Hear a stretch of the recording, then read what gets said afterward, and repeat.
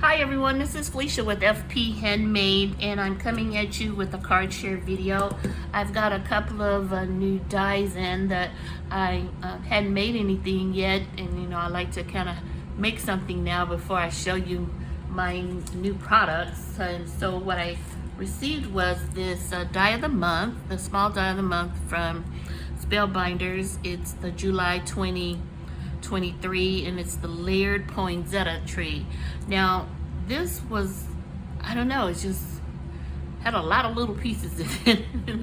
And I sort of enjoyed making it, but then again I was just it's a lot of pieces.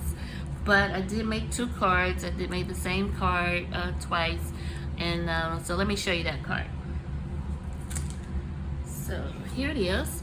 So I used some a embossing folder in my stash, and then the paper is from Joann. It's the basil paper. I used some little gems from waffle flour, I believe, and it turned out really cute. But like I said, this was a lot of work.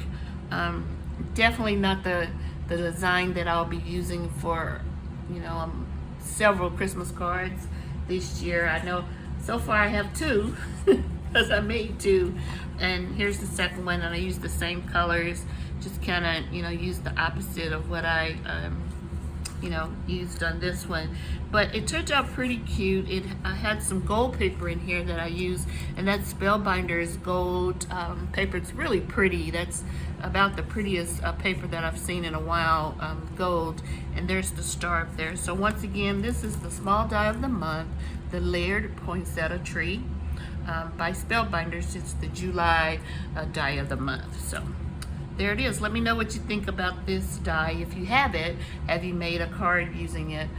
I'd like to get your thoughts on if you think it was kind of difficult to put together. So let me know below.